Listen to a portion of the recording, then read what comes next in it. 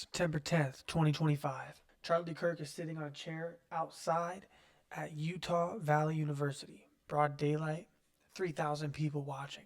A single shot rings out, and he's gone.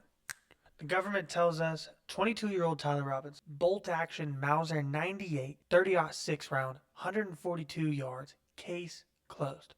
Except the ATF just released a ballistics report, and the bullet fragment recovered from Charlie Kirk's body, they cannot conclusively match it to Tyler Robinson's rifle. No exit wound, a deformed, fragmented projectile, and a 30-06 Springfield, a round that hunters used to drop elk, somehow didn't blow through a human neck. Now, does that remind you of anything?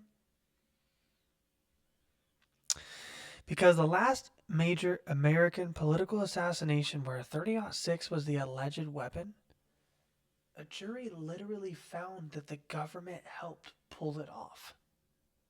I'm Ethan Page. This is Turning the Pages. Nothing is off the table.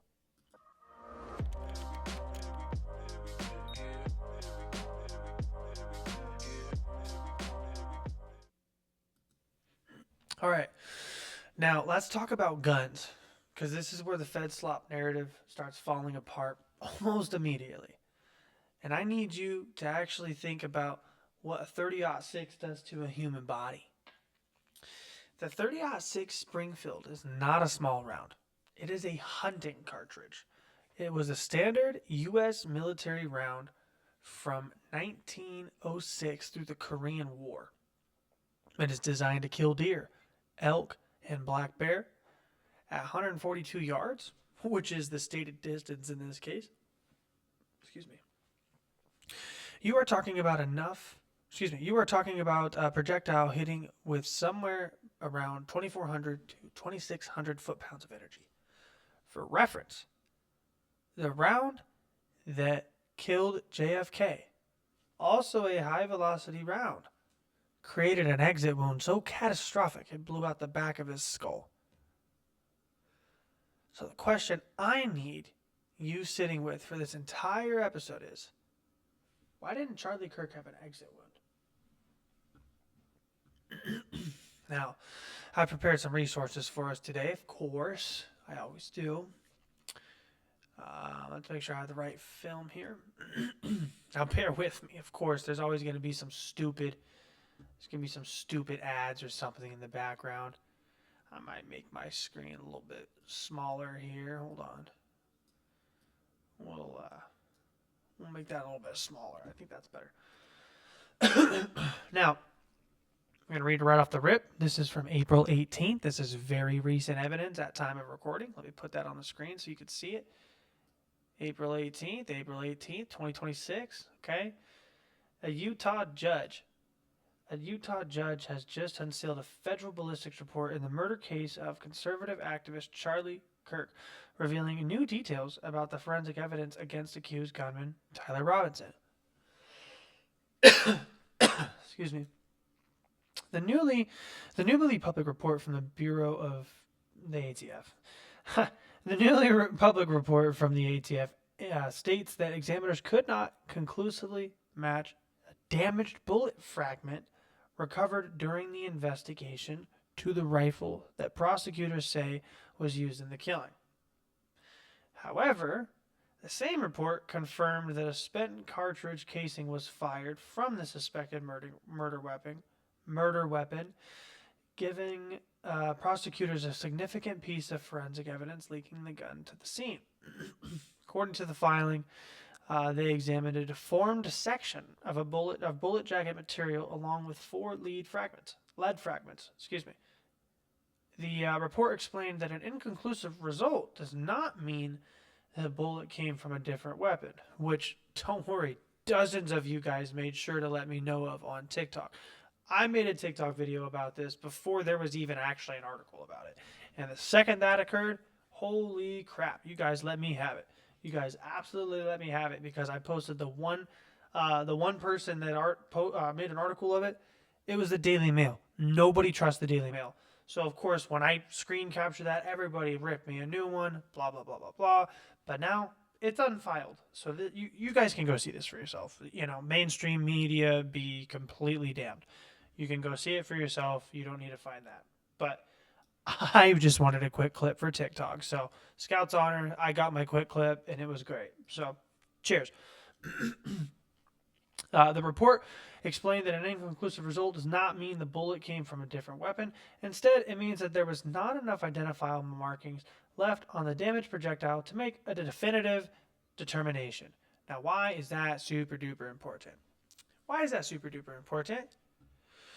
They can match the casing to the gun, but what they can't do is prove that the bullet in Charlie Kirk's body came from that gun. Now, those are two very, very, very different things from a legal standpoint, from a literal standpoint, from a metaphorical standpoint.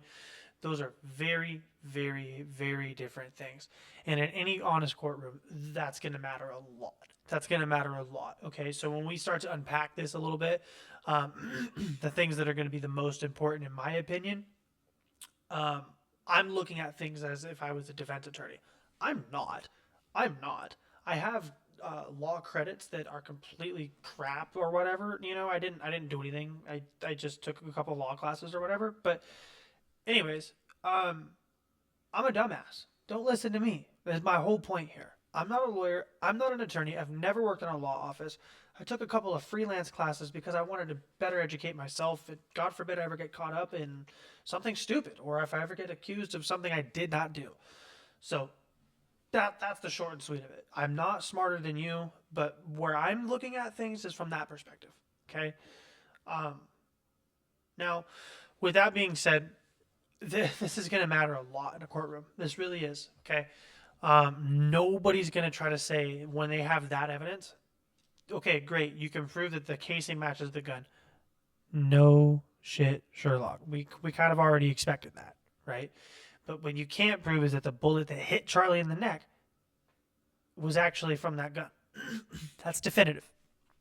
That's definitive. Now, this is not something that we can debate. This is not something that's rumored to be true. You get where I'm going with that, okay? Going to the next detail here. Let me get my screen ready to rock. Okay. This one's sad. I'm trying to find the... Okay, so this one's from September 29th, 2025. So this one's right off rip. This one's quickly after he passed, okay? Now, I'm going to point out to you a couple of things in this. Right off the rip, you could see it. There's a weird twist in it. It's a little clickbaity in the article, but it's distractify.com, so I don't expect a whole lot there. Where we're going to get to is the medical examiner does confirm there's no exit wound. Now, that's been a talking point for months now, but just pointing out that that's been a talking point for months now. For some people that may be newer to this topic, God bless your heart, that's totally fine. Chances are you're probably people that didn't like Charlie Kirk, and that's totally fine. You don't have to like somebody to recognize that the government likely killed him, and that's scary. We can all agree that that is scary, and we should probably not pay our taxes and homeschool our kids from now on. Hey, that's been my shtick for a while now. If you're new here, you're going to find that out. But if you're old around here, if you've got a cane on this podcast, you know that I've been saying that for a while. So nothing new in that regard, but I think it's about that time. So let's go over to a couple of details. There we go. So his autopsy allegedly states that the bullet never exited his body. Let me see if they actually showed the wounds. Man, see, that's what sucks. It's Distractify, so a lot of this is literally just other people's talking points like this on oh, you can't see it, like this on Twitter, and that doesn't help anything. And also, Andrew KOLVET is a liar, and we're going to prove that later on. So I don't really care what this man says at all. I just want to see if it shows it here before I go on to the next thing. Okay, it doesn't. So we're going to just go up to the talking screen here, and we'll talk about it together. Charlie Kirk's neck, right over here, we'll say, his C1, C2, all the way down 7, 8 vertebrae. I think it was 6 to 7 vertebrae. They all got shattered. So even though he got hit kind of like right here, all the way up to here got shattered, all the way down to there got shattered, and supposedly his chest bone, like his sternum, got shattered too. So you have wound, bone wounds from here to there, but only a neck wound in the middle. Why is that interesting? I'm going to let you guys speculate on that for a while, but why is that incredibly interesting, right? Why would you have the wound be in the middle? Or the entry wound, so-called, be in the middle? But it's, it just doesn't make sense. It really doesn't make sense when you look at it from an objective lens. I need to stay on topic because I have a very good talking path today, and we need to stay on it. Now, let's read the quote from him if I can find it. Because hold on, can I just do Control F real quick? Make this easier for the team.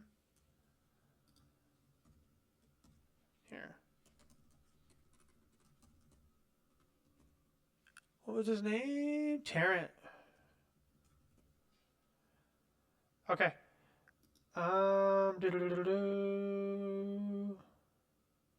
Okay, so shot in the neck, likely in the carotid artery and in the jugular vein. So they said that they hit both veins, which is, or not both veins. I'm so stupid.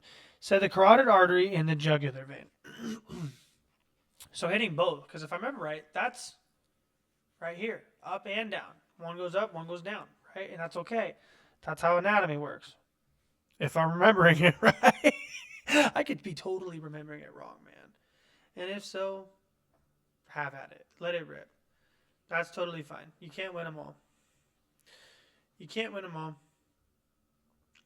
all. Okay, so we're going to go on to the next topic here, or the next screen here, rather. Excuse me. This is from ABC. I'm going to try to post all of these in the description, of course. There's 20 here, so if I don't post literally all of them, please don't shake your finger at me. It's not that deep, okay? It's not that deep. Here. And by the way, jokes aside, I haven't been asked for my location today. So when I made my Epstein list video, they asked me for my location 2 separate times. When I researched this video, they didn't ask me for my location at all. So I think that's kind of interesting. Okay. Share my screen. So, forensic stuff. This is from 2 days after. 2 days after. Okay, now this is from a forensic expert. Now these are actually a few forensic experts, rather. They are delving into the evidence to give us some more details. Here's a quote. It says, other than the absolute horror of it, one of the things that struck me from the forensics perspective is the fact that only one shot was fired.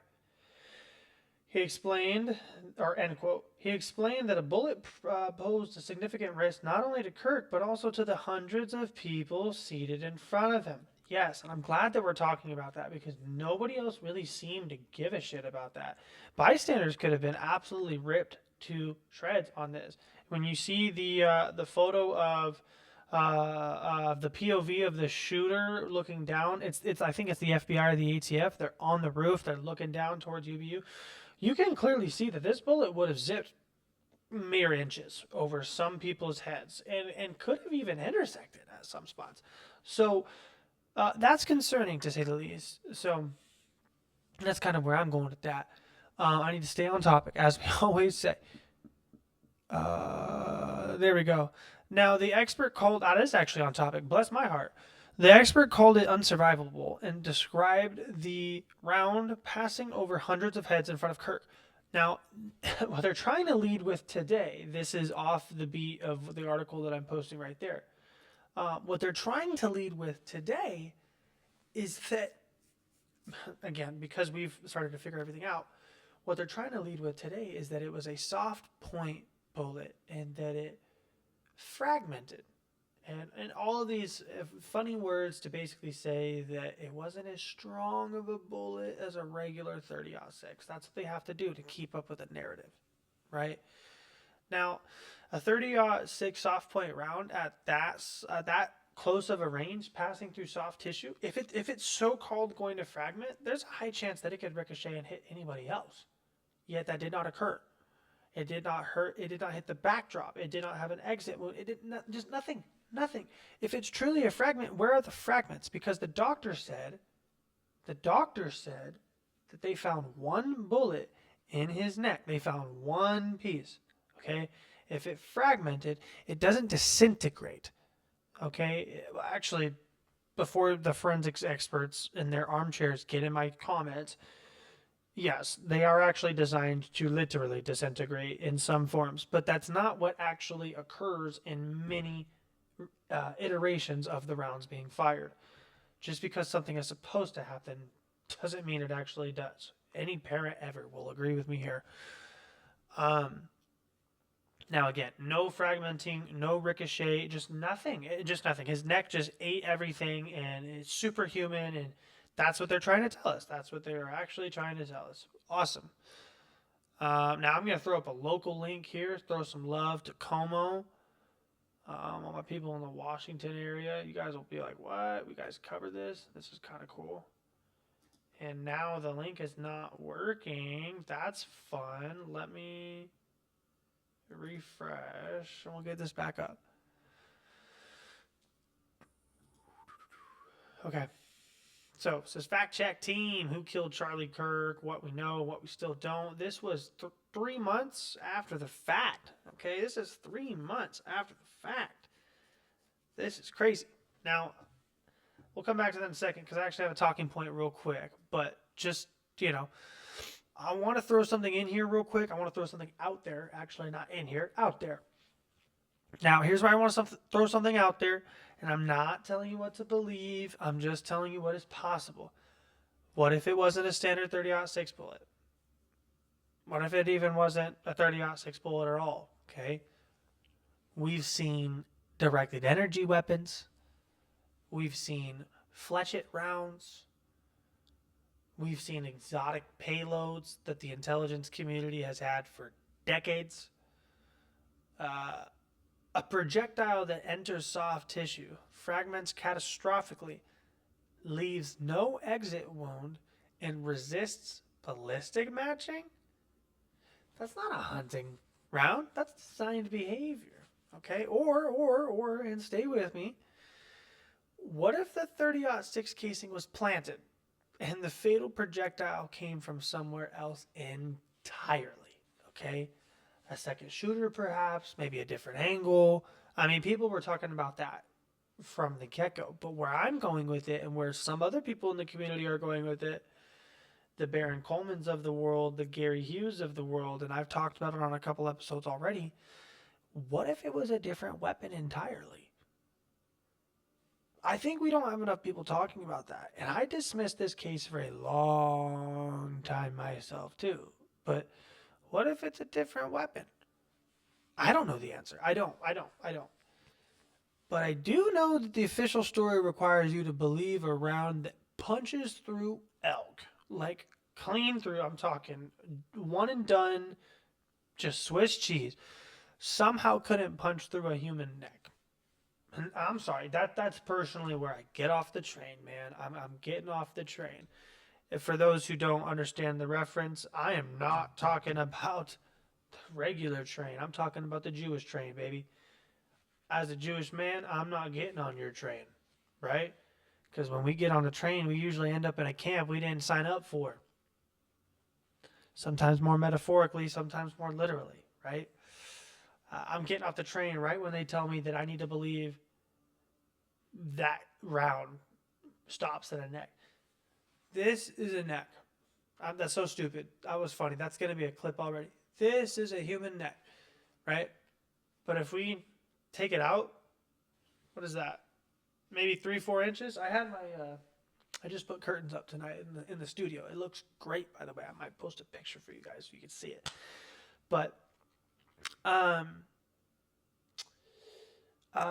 anyways, I just put curtains up. I had my thing. That was about 3-4 inches, really, or really where I was going with that. That's not a lot of flesh. There's not a lot of bone, right? I have an AK-47. My wife has a 9mm AK-47. Both of those rounds are significantly smaller than a 30-06, and I know for a fact that they would do more damage than what we saw to Charlie Kirk. I think saying the quieter part out loud, the only reason we even saw so much damage to Charlie Kirk is because it hit a vein and a carotid, or a vein and an artery. That's the only reason we saw so much damage. I think if it doesn't hit that directly, we probably just see him flinch up and wonder what the hell happened. And I think that was by design. Okay. So, here we go. Because this is going to actually address one of my earlier talking points. I showed the autopsy that they supposedly had 3-4 days after the fact, which is by law in Utah, they have to have it if there was a murder. Okay, so that's just weird. Okay. What has been confirmed so far? Tyler Robinson, blah, blah, blah. We know that. I'm looking for something specific.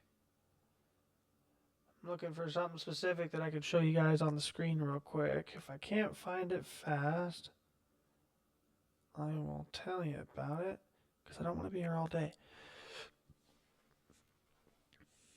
There it is. To date, no full autopsy report has been released. Now that means there's been no official public documentation detailing the bullet's trajectory, whether there was an exit wound, or even whether the bullet was actually recovered from Charlie Kirk's body. There has also been no public confirmation from authorities that a bullet was recovered at the hospital or during an autopsy. And if it was, officials have not provided details about its caliber, condition, or ballistic markings. Just as notably, no completed ballistics report has been released showing a definitive match. So we, got something in my eye, right at the punchline. Come on. So, my eye. Struggling here. So, zero public autopsy. Like I said earlier, Utah state law conveniently limits, or excuse me, I actually haven't said that yet. They mandate that there has to be a autopsy if there's a murder, but they do limit conveniently what that disclosure requirement actually, lists and requires. There's no imaging, there's no trajectory report, there's no toxicology publicly released. Now, I'm not saying I think Charlie Kirk was drunk when he died. I'm not saying that he was DUI and something crazy happened. No, I'm not saying that at all. But we have literally no public details as to actually what happened to him. What killed him? What were his injuries? We have none of that. The only details we have, the only details we actually have are what the individuals and independent community have gathered. Like people like, Candace Owens, people like Ian Carroll, Baron Coleman, people like me that are way higher than me, people like where I'd like to be. And I'll admit that. I'd love to be where they're at. Now all we get is gunshot wound to the neck, manner, homicide. That's it. That's all they're giving us. The most watched political assassination in American history, filmed by thousands of people, and we don't have a full autopsy report. Does that seem normal to you? I don't think so. Okay, let's get to the next video here, or whatever you want to call it. Here we go. This is a great open liner here. It says, a hole in the open and shut case against Charlie Kirk's alleged assassination. Now, this is the American Prospect. It's not exactly a fringe outlet, but it's, it's reported that court filings suggest Tyler Robinson may have been in police custody before the Discord confession was posted under his username. I've talked about that briefly before, but welcome in. We're getting some new people that are coming to the topic. We always want to reiterate some of the more explosive details. I'd like to put that here. It actually shows it in the first punchline, so you see it right there. I'll read the direct quote from the article.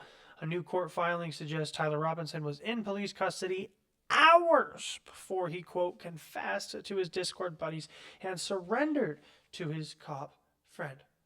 Now, Is he a patsy after all? I've been saying it. I talked about it on. I'll put it right here.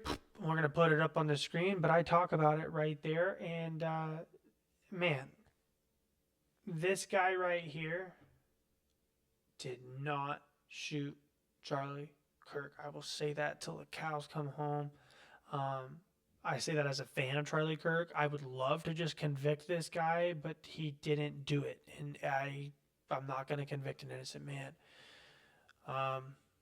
So let's talk about some of the more details that they have, if they have it.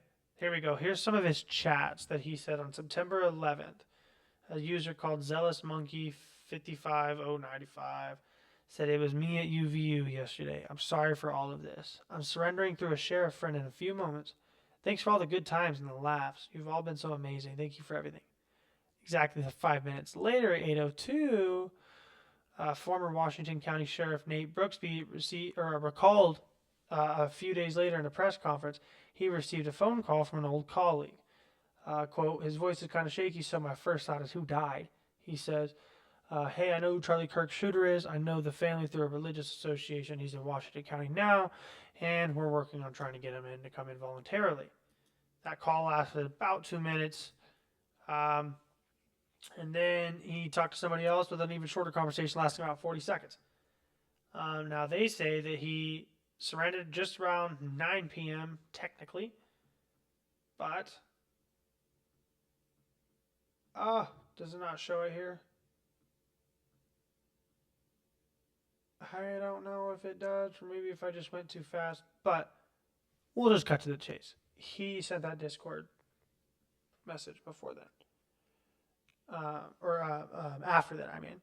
He sent that message after then, or he was in custody way before then. And there it is. I read it wrong. I'm so sorry. I might even cut some of that stuff out. So if you don't see that, just bear with me. But it actually says that he was Mirandized somewhere between 6:25 and 6:26 p.m. So that's a full, 3 hours before he supposedly walked into the county office and said, "I did it, guys. I'm the bad guy." Literally almost 3 hours. Okay? And that's a big deal because they wanted to run with this 33-hour manhunt timeline. 33-hour manhunt timeline. And that's just Freemasonic, or that's just Masonic. It's very cryptic. It's very dark. A lot of people don't understand it, and that's fine. I'm not going to talk about it right now, but you guys should do a deep dive. Go discuss it with people that are into it. Coming up top real fast. Freemasonry is like here. Your grandpa's Freemasonry is right here, and they have Freemasonry that's up here. It's very compartmentalized. So what your grandpa talks about and what your grandpa is likely going to defend if you show him this video, I promise, Gramps, I'm not talking about that. Your stuff is cool. Your day camps are cool. Mostly anybody would confirm those are cool. So chill. Just chill. Now, let's go into here. Now, wanting to react a little bit more to that American Prospect article, his defense team discussed that that little hiccup we talked about, the little 3-hour gap in his confession, if you will, or his surrender to the police, right? His defense team called it an electronic fake confession. The surrender video was never preserved. The sheriff who helped arrange the surrender abruptly resigned after the ballistics bombshell dropped. Now, excuse me, James Earl Ray said the same thing. John Hinckley Jr. had ties to the Bush family that nobody wanted to talk about. Sirhan still doesn't remember pulling the trigger, and I talk about that too. And Tyler Robinson's confession came from a Discord account, while he may have already been in a police station. He's never formally confessed anywhere else other than those Discord messages. I want you to stick with that in your mind for as long as possible.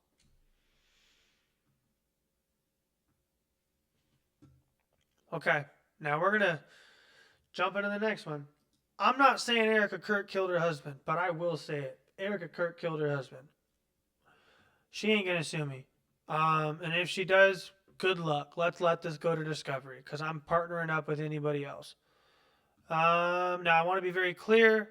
I'm not saying Andrew KOLVET pulled the trigger. I'm not saying Erika Kirk pulled the trigger, but I am saying that in any legitimate investigation, you follow the inconsistencies. Like we were talking about at the start here. Let's put our defense lawyer on for a moment. Let me see. Is this the right one? Let's share it here. Okay, it says, now you follow the inconsistencies, and these two have left a trail of them.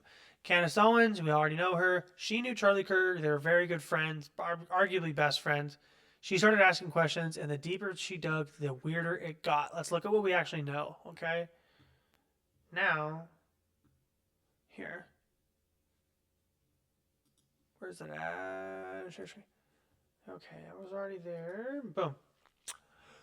Oh, wow. Okay, so we have a 404 not found. They really pulled the article. Wow. I can't act too surprised. Now, the best part, the best part about this, even though they pulled the article, I still have the information from it. So that's fine. And this is probably why they pulled the article. Okay, I'm just going to read word for word what I put in my script. So that way we don't miss even a single thing here. Investigative journalist George Webb analyzed flight logs and found Charlie and Erika flew to Provo separately that morning. Which part of that we kind of already knew, but it is still unusual for a married couple that's traveling together. Erika Kirk's plane allegedly continued to Santa Barbara to pick up Andrew KOLVET, and then they returned to Provo. Now, they landed just 14 minutes after Charlie was shot. But her official story was, as we already know, she wasn't there that day. As in, she wasn't in the crowd that day. She wasn't traveling with Charlie that day. But she landed 14 minutes after he was shot.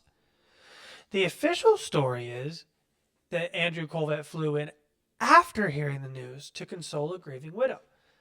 But if the plane was already in the air, heading to him before the shooting, who called for that flight and when and how even?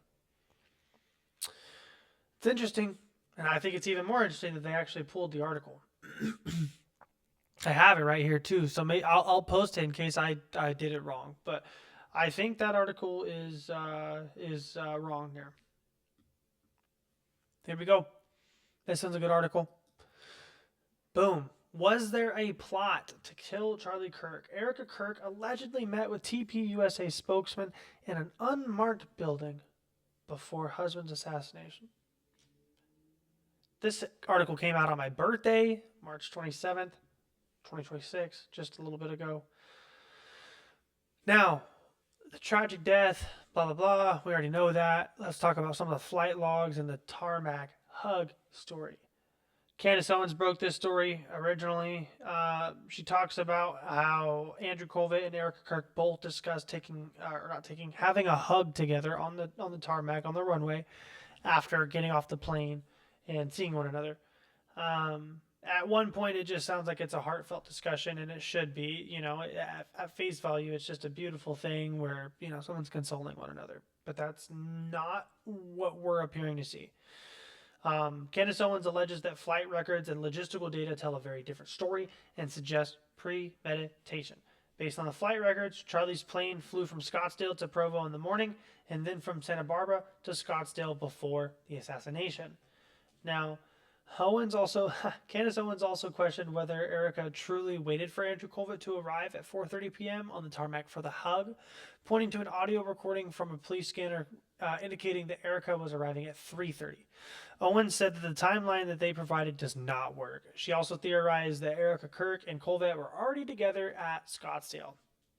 Okay, that's fun. So, the official story is they gave us the tarmac hug, Andrew KOLVET arriving to comfort Erika, but Candace digs in very deeply into the logistics, and she found that the meeting may have been happening way, way earlier. And Scottsdale before the assassination was even public. Andrew KOLVET's own timeline even keeps shifting. Okay? So we talked about that. Now, here's a fun one. Oh, wow. Another article that just crapped out. This one's on Sportskeeda website, though, and sometimes Sportskeeda just craps out. This is a little bit of it's not my favorite website, right? I used to use a subsidiary to it, just illegally stream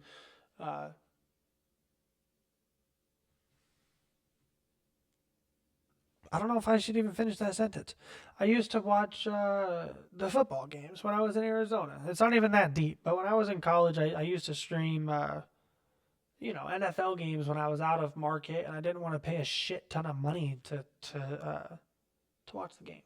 I don't know why I thought I just shot a man when I was bringing that up, but yeah, dude, I used to pirate the NFL streams when I was in college. Don't beat me up. We all did worse in college, probably. Anyway, here's a great article and a great quote that we're going to break down in detail. Candace, it was supposed to be you. Now, this is also from Candace Owens. This could be hearsay if you want to call it so. But she alleges directly that Andrew KOLVET called her days after Charlie Kirk's assassination with a shocking claim. It's way down here. Here we go. Can I expand the tweet? Will it play? I bet it will. Oh, I want to tell you guys this. There's another phone call that I had with Andrew KOLVET where I was crying on the phone with him. I mean, I am talking maybe 72 hours max after Charlie was killed. And he was also upset on the phone. But he said something, and it's hitting differently the more that I think about it. He said, and I quote, "Candace, it was supposed to be you." It was supposed to be you. Now, at the time, I dismissed this as some sort of bargaining, right? That's an actual stage of grief. You do bargain. You wish that it was this person. You could trade it. Maybe you wish that it was yourself. And to be honest, I did go through that phase of bargaining with Charlie. Like, why didn't it happen to somebody else? This is a good person who had his whole life ahead of him. I mean, I told you that even my father went through that stage of grief. My father was like, this makes me feel terrible because Charlie has lived his life so admirably, and like I've had so many chances in life, so many illnesses, and it just makes me so sad. But now I'm feeling a little bit different, removed from the situation. Like now I'm going, was I being, I don't know, was he being honest? Was Andrew being honest? Was Andrew trying to maybe communicate to me after, especially given the fact that I told you that while the actual day on September 10th, while Charlie was in the hospital, he told me that there was a list and that me and Tucker Carlson were on it and that we had to lay low, but he never told me. I never got a call.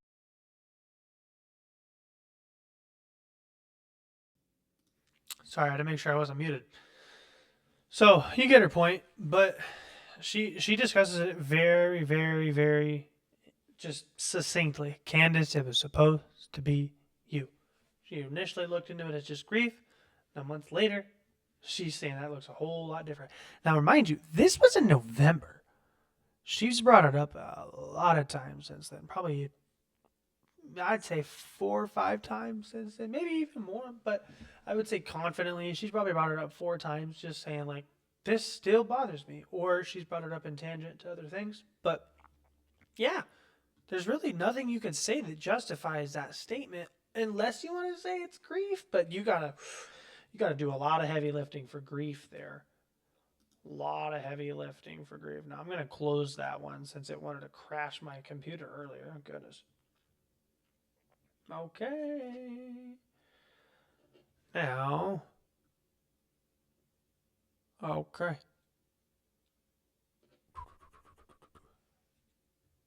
This one's going to be fun.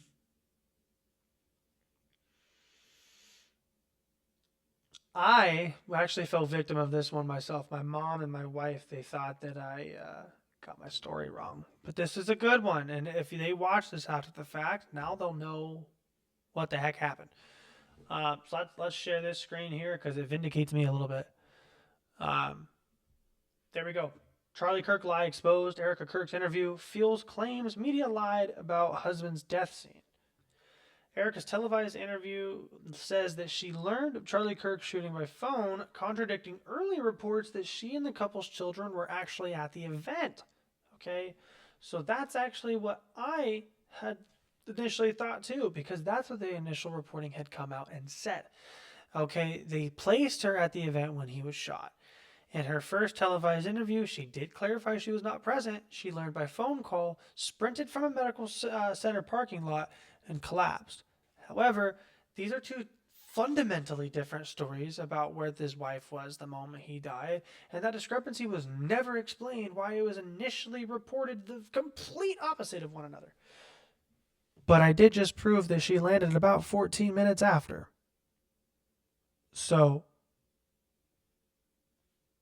that's interesting. Interesting. Maybe the journalist didn't get it that wrong, but they had to recant the whole thing to be safe, right? Now, look, I'm not a prosecutor. I can't tell you who did what, but I can tell you that if any one of us had this many consistencies in our story, come on, after one of our loved ones died, law enforcement would be all over us. It's well known that anytime a married individual dies, male or female, this is a genderless comment. Anytime a male or female dies that happens to be married, the first suspect every time is automatically the spouse. It doesn't mean that that's the longest suspect, the person that they suspect the longest. It just means that that's the first one. The very first person they're going to question is the spouse every time. But for some reason, that did not happen with ERIKA KIRK. Not even a little bit. Not even a little bit. Now, these two so far have faced almost no accountability for the contradictions, and the mainstream media has largely given them a pass. I think that matters. I think that matters a lot. Now we're going to get into the angle that nobody in mainstream media wanted to touch, and the one that frankly Netanyahu himself made impossible to ignore. Within 8 days of Charlie Kirk's assassination, Benjamin Netanyahu says that Israel did not kill Charlie Kirk, which is just interesting because he said that unprompted and unrequested. Nobody asked him. The FBI hadn't floated that theory. No official body or government had raised Israel as a suspect. He just volunteered that statement. Now, think about it. If I knocked on your door and just said, hey, just so you know, I didn't steal your bike. Your first question is literally going to be, why are you bringing up my bike? Okay, here's the article, because I know you're not going to listen to me yap all day. You came here for facts.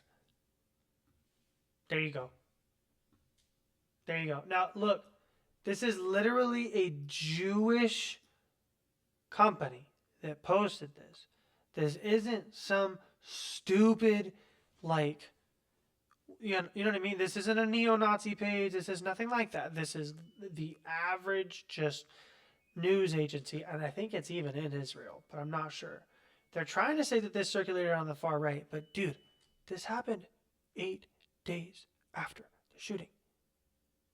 For the first 2 days after the shooting, they were still looking for the guy. Can we... You know what I mean? Like, the official narrative was still very much being believed at the time. Nobody thought that Israel killed Charlie Kirk. Nobody. Now, he posted this on September 18, 8 days after the assassination. If the video is still on there... Okay, I have a text. We're going to read it together. This is what he said. He said, Joseph Goebbels, the Nazi propaganda minister, said that the bigger the lie, the faster that it will spread. Well, somebody's fabricated a monstrous big lie, that Israel had something to do with Charlie Kirk's horrific murder.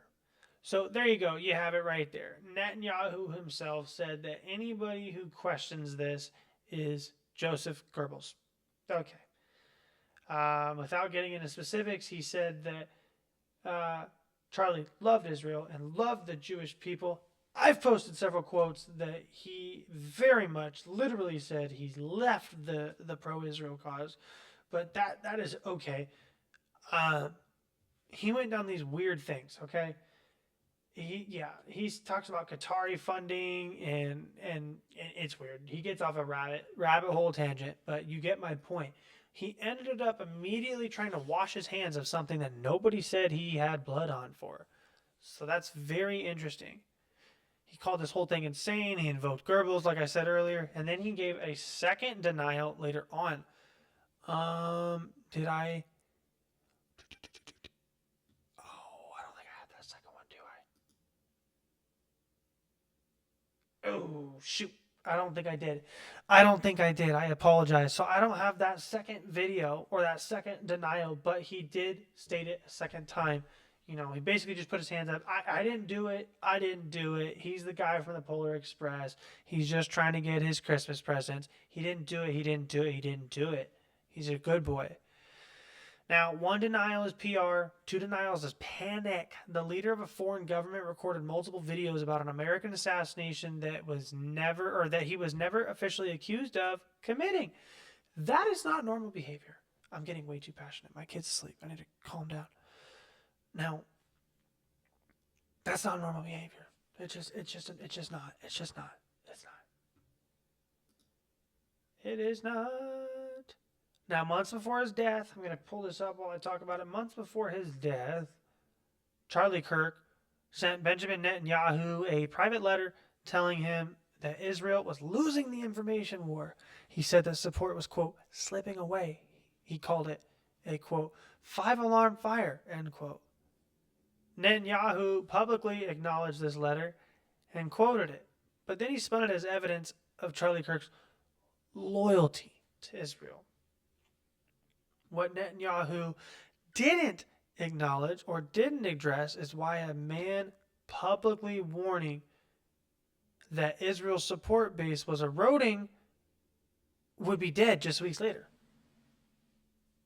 Right? It's very interesting. Very interesting. I want to read a quote of his because he's no longer with us. I think it's a good quote. He says, "I'm accused of being a paid apologist for Israel when I defend her. However, if I don't defend Israel strongly enough, I am accused of being anti-Semitic." There you go. And we've all heard that trope before. I've been called an anti-Semite, and we've been over it a million times. I don't think I can be. It's not exactly possible. I love myself, for lack of better phrasing. So let's get up top. He died weeks after that letter was sent. We don't really ever got answers for it besides him saying, I didn't do it. Okay, well, we didn't actually accuse you of doing anything. We just wanted to know what you do happen to know. Because from an innocent basis, we just thought, Benjamin Netanyahu, you have proximity to Charlie Kirk. You guys were clearly allies. Did you know anybody that hated him? Did you know anybody that was mad at him? Shit. Did you even know, did you know if his wife and him were maybe having an issue? Like that, it could have been so innocent. But he immediately went to the defense. I didn't know it. Well, now I really think you did. And I'll just say that out loud. So, now we're going to get into some of the stuff with Charlie and Netanyahu's little riff. Look at this. Okay. He refused the funding offer. He was frightened by pro-Israel forces before his death. That was a friend of Charlie Kirk that reviewed that. Okay. Reading from the article, Charlie Kirk rejected an offer earlier this year from Israeli Prime Minister Benjamin Netanyahu to arrange a massive new infusion of Zionist money into his Turning Point USA organization. Excuse me. America's largest conservative youth organization, according to a longtime friend. I want to see. Shoot, I don't think it says the friend, which is okay. That's probably for their safety, if anything. But it says, according to Charlie Kirk's friend, who also enjoyed access to President Donald Trump and his inner circle, Kirk strongly warned Trump last June against bombing Iran on Israel's behalf. Quote, Charlie was the only person who did that, end quote. Recalling how Trump barked at him in response and angrily shut down the conversation. The source also believes that the incident confirmed in Kirk's mind that the President of the United States had fallen under the control of a malign foreign power, and he was leading his own country into a series of disastrous conflicts. By the following month, Kirk had become the target of a sustained private campaign of intimidation and free-floating fury by wealthy and powerful allies of Benjamin Netanyahu, figures he described in an interview as Jewish leaders and stakeholders. He was afraid of them. Okay? So you have that in a great article right there. It's not my words. I'm reading the words of established journalists in the community and, furthermore, his friends. So there's that. A man who privately feared Israel would kill him. He received an unsolicited denial from the leader of Israel days after his death. The sources are there. The timeline is there. I'm literally just reading it out loud. So please, TikTok, when I make a clip of this later, don't try to hit me on some it was misinformation, because I am just posting what other people are posting. Thank you. Cheers. Hallelujah. Thank you. Now, we've got unexplained ballistics. We've got suspicious behavior from people closest to Charlie. We've got a government, we've got a foreign government nervously volunteering its innocence. Now let's talk about the guy holding the gun, or the guy they say was holding the gun. Because the more you look at Tyler Robinson, the more he starts to look less like an assassin and more like a vehicle, a delivery mechanism, a tool. And if you've listened to my MK Ultra episode, link in the description, you already know what I am talking about. Okay, I'll try to even post it up here if I'm able to, just that way you can see it. Now we're gonna go into the next link here. Boom. This is from the International Business Times. I'll share screen here. It says Charlie Kirk's killer Tyler Robinson branded a patsy by experts.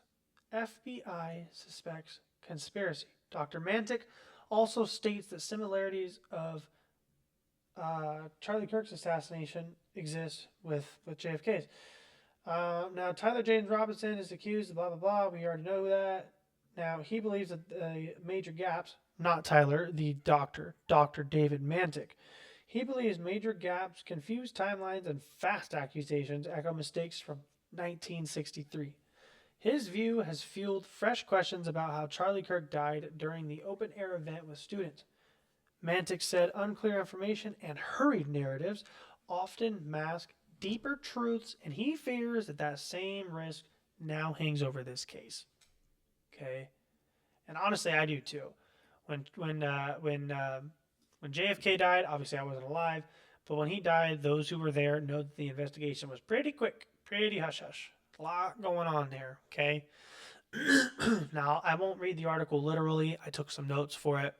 But the man who spent decades analyzing JFK's assassination also looked into the Charlie Kirk case. He said the patterns are disturbingly familiar. That's a direct quote, by the way. He pointed specifically to confused timelines, like I said, fast accusations, and a single suspect placed at the center, and a lack of transparency around the existing evidence. He noted Patsy's, quote, often appear in American political assassination cases, and enlisted Charlie Kirk alongside Abraham Lincoln, MLK, and RFK Sr. Now, we'll talk about RFK here in a minute. That's the whole point of this episode. Okay. Let's go on to the next one that's not him. Sorry, we'll get there. Here we go. Open a hole in the open and shut case. Now, this is a great article from the American Prospect as well, too. Not going to read the whole thing, but just showing that this exists, okay? A lot of this is the hole. We talk about more of this earlier. I'm pretty sure it's actually that same article. Is it? It sure is. Cool. That's fine. I put the same article in there for man, I feel like a silly goose. Put the same article in there because it talks about a different point that I wanted to bring up. And because I now know that it's the exact same article, we'll just pull it out real quick. We'll bring my pretty ass face up here for you guys. Goodness. Now, bringing that up again, he was under the impression that He was under the impression that when he was going to turn himself in, he was under the impression that if he did not do so, something bad would happen to him. Now, I bring that up because later on they tell us that he was suicidal and they put him in a smock vest in the courtroom so he couldn't hurt himself. So that's another example of things that just change way too much, right?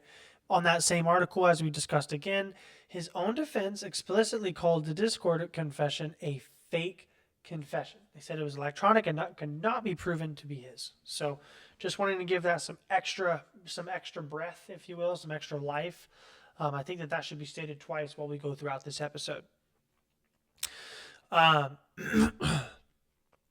guy who was involved, the sheriff, he actually surrendered afterwards. He resigned, okay?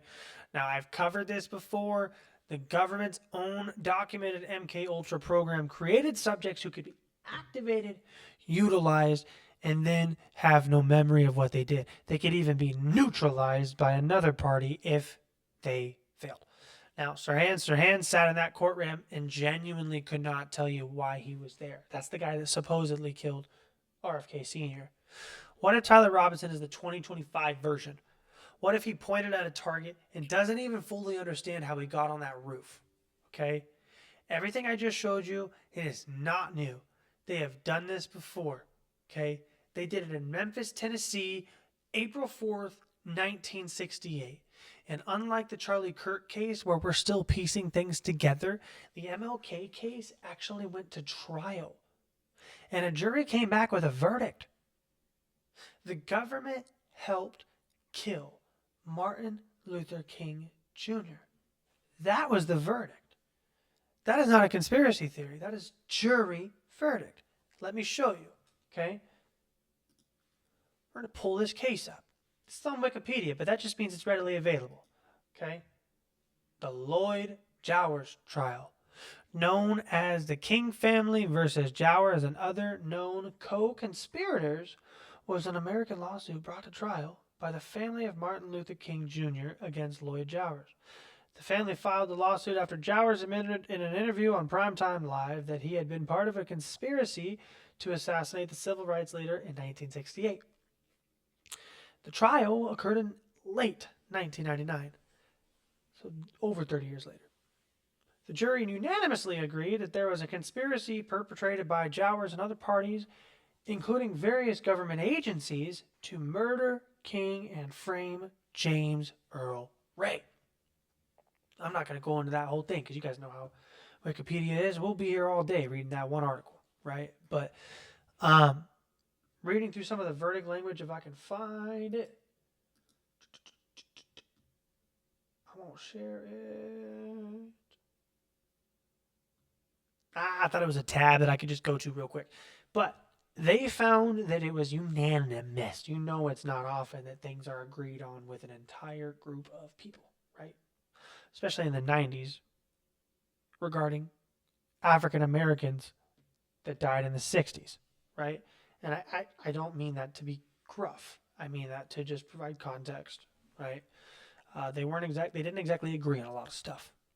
So a Memphis jury, even worse, people in Memphis no less, they all agreed. 12 people, 6 black, 6 white. They unanimously found that Lloyd Jowers and other unknown conspirators, including governmental agencies, participated in a conspiracy. And then they framed one man as a patsy. This trial ran 4 weeks with over 70 witnesses, thousands of pages of evidences. To deliberate on the verdict only took 2.5 hours. Anybody that's ever been on a jury will tell you that's a quick decision time for anything, okay? I want to be very specific here. The United States government, not a fringe website, not a podcast, not your least favorite person online. The United States Department of Justice own Civil Rights Division acknowledged this verdict in an official report. They disputed the conclusions, but they acknowledged it happened. A jury said that the government killed MLK. Full stop. Now, I'm going to show you the DOJ's own website just to further corroborate some things. Again, that's their website. I want to go like this. Here we go. We're going to go. Oh, I pressed the wrong button. We're going to go conspirators. There it is. The evidence never linked Jowers or his alleged co-conspirators to any federal agency. So you can see them deflecting, but they still acknowledge this stuff exists. They tried to walk it back, but they really couldn't erase their own acknowledgement. Once it came out, it's too far out. Now this right here is where the episode gets its title, right? This right here is what you guys have waited for if you've been here for an hour already. Appreciate you. MLK was also killed with a 30-06. A Remington model 760 Game Master. Same caliber as the rifle that allegedly killed Charlie Kirk. Different gun, same caliber. Similar ballistics, okay? Now here's what that round did to Martin Luther King. It entered the right side of his face. We're going to go here. I'm going to mimic it on my left side because that's just the way I'm here. It entered the left side of his face. Shattered his jaw. Clean. Clean. I'm talking eyewitnesses said he didn't exactly have a jaw remaining afterwards. It was just his upper teeth. Okay?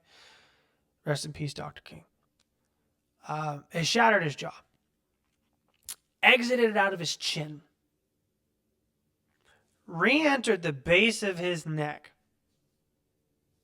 And then severed every artery in his neck. Every vein, not just the two big ones, every single one of them. For lack of better phrasing, it decapitated him.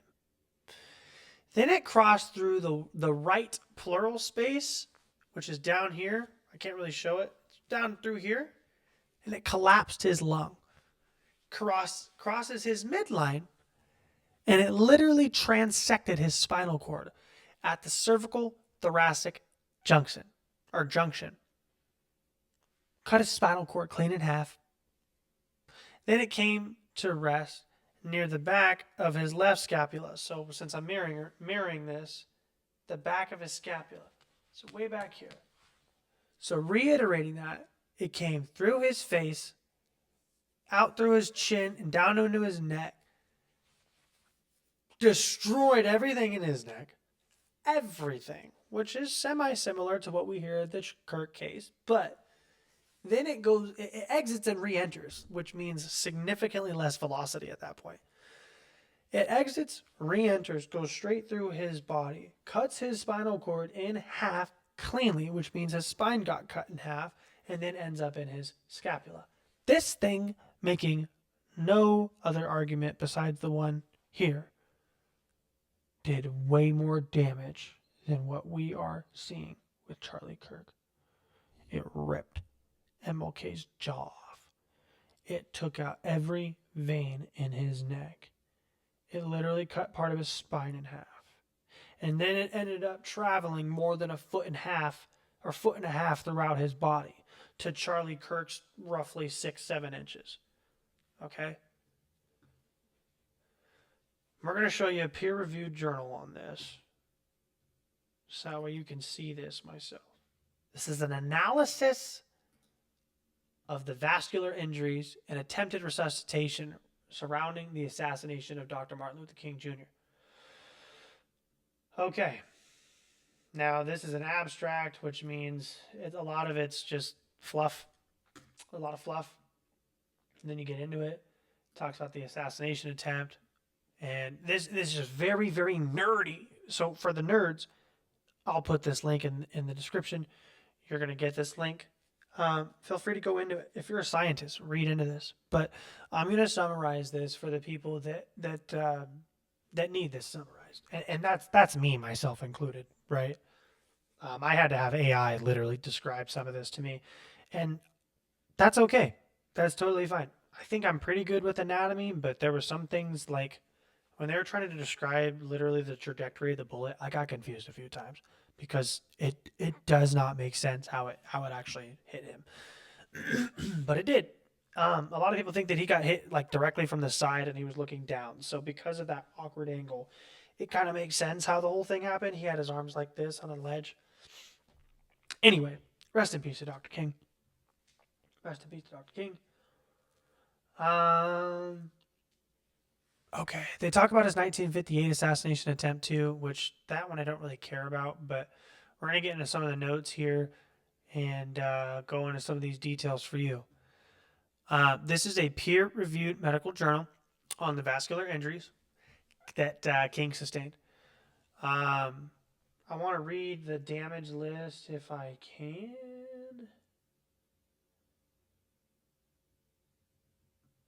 There we go. So here we go. At 6:01 p.m., just as he was leaning over the railing, he was shot by a 30-06 rifle. He fell backwards immediately. The bullet entered on the right side of his face and neck, and he began bleeding profusely from the neck wound. Andrew Young was the first individual to attend King. He initially thought that King was dead, but he felt a pulse. As King, hey, what did that say? He felt a pulse. Okay, that's huge alone because Charlie Kirk's team didn't even try to do that. Okay. As King lay bleeding on the ground on the second-story balcony, his head was placed on a pillow, his wound was covered with a towel, and a blanket was placed on his torso.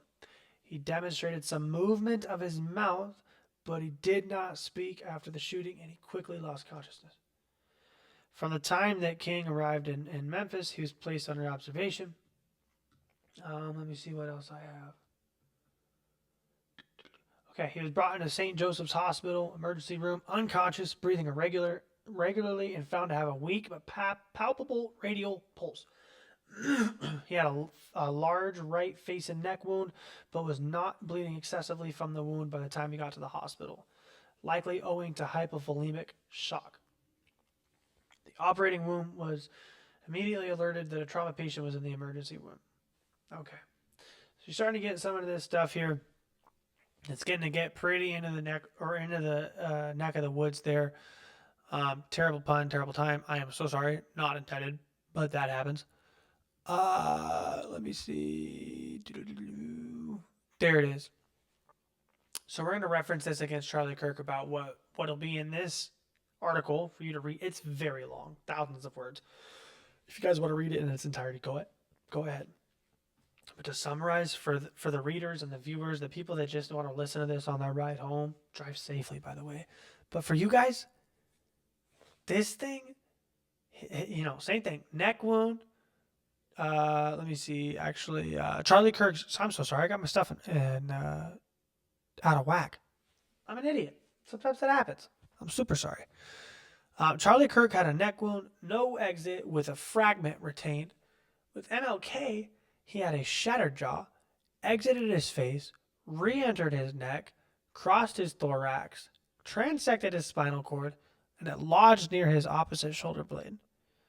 The same caliber, similar distance, similar angle, neck shot from a rooftop rifle. And the wounds are not even close. They're not even in the same universe. Okay? MLK's body was destroyed.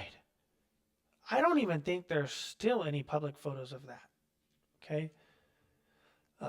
Charlie Kirk had a retained bullet fragment with no exit wound. Either the 30-06 got dramatically less powerful from 1968 to 2025, or Charlie Kirk was not shot by a 30-06. Okay. Now, a congressional body concluded in 1979 that MLK's death was probably the result of a conspiracy. James Earl Ray may have fired the shot, but he didn't plan it alone.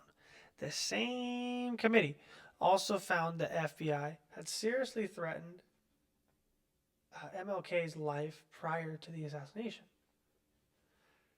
And that's the thread that ties these men together more than any bullet. Okay? The FBI surveilled Charlie Kirk, and we know this. His organization was on federal watch list following the January 6, 2021 thing. We'll call it the thing, because I personally don't think that it was an insurrection. In order for there to be an insurrection, you have to have the powers of the local military. You just do. That's what an insurrection is. It's when you take back your government with violent force. The only way to do that is with the fucking military. So that's not what occurred that day. If you want to call it a riot, you can call it a riot. If you want to call it a very angry, violent protest that should not have happened, you can call it a very angry, violent protest that should not have happened. But to call it an insurrection is statistically and categorically untrue. And I will affirm that opinion until I am legally not allowed to. And probably even after that. But they tracked his communications. They tracked Charlie's communications. They held informants on the inside of conservative movements to see what happened. Martin Luther King Jr., they did the same thing. They ran a documented, named program to destroy him. It was called COINTELPRO. J. Edgar Hoover called him the most dangerous man in America. They sent him an anonymous letter telling him to, okay? They bugged his hotel rooms. They tried to break up his marriage. Both men, different sides of the political spectrum, different eras. They were active targets of federal surveillance. They both were killed by lone gunmen with questionable forensic evidence.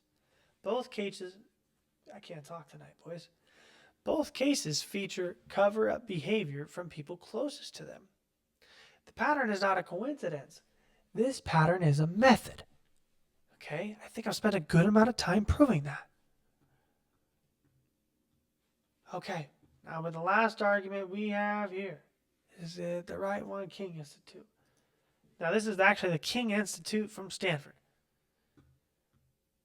Let me see. It says, read the FBI's documented pre-assassination conduct. Oh, well, I think I kind of just did a little bit. I apologize. I might have jumped the gun a little bit. But yeah, I mean, the FBI sent him letters trying to get him to actually commit suicide. They hot mic'd him and got him in situations where they were trying to catch him cheating on his wife. They sent that information to his wife, trying to break up his marriage a lot of times. He had a bomb threat at his house that was most likely tied to him. It's just well documented that the FBI killed MLK. I will just say that out loud. The FBI killed MLK. I'm not saying that they killed Charlie Kirk, but I'm definitely saying that it's related. Okay? And before anyone in the comments says, well, the DOJ reviewed the JOWERS verdict and found no evidence of conspiracy. Yes, they did. They also had no subpoena power. They could not compel witnesses. They could not convene a grand jury. Okay? And several key witnesses, including JOWERS himself, refused to cooperate. That's not a clean investigation. That's a clean-up operation dressed up as an investigation. So let's bring it home. What do Charlie Kirk and Martin Luther King have in common? They're both killed with rifle rounds. They both died from neck shots. Both cases have significant forensic anomalies that were never explained publicly. Both men had documented federal surveillance prior to their deaths. Both killings feature what very much looks like a lone patsy, James Earl Ray, Tyler Robinson, whose culpability is either impossible to fully establish or actively disputed by forensic experts. In MLK's case, a jury found the government helped do it. In Charlie Kirk's case, we're still waiting for a full autopsy. We're still waiting for a definitive ballistics match. We have a sheriff who resigned, a confession from an account that may have been posted while the suspect was already in custody, a foreign prime minister who felt the need to deny a crime that he was never even charged with, a widow whose location story changed, and a TPUSA spokesman whose travel timeline defines the narrative that he gave the public. I am not saying that I have all the answers. I am just saying that questions exist, and the people who are supposed to be asking them are not asking them. That's why we are here. That's why this show does. That's why this show exists. Now, if you got something out of this, share it. Not because the algorithm needs it, but because because this information deserves to be heard. Okay? And if I disappear after this episode, you probably already know what happened to me. Nothing crazy there. Okay? I'm Ethan Page. This is Turning the Pages. As always, nothing is off our table. We're going to discuss everything we can. In the meantime, you guys stay safe, take care, spread love to your loved ones, take your kids out of public school. I think that's really all I got. Don't pay your taxes, be a good person, and that's about it, man. Have a good one.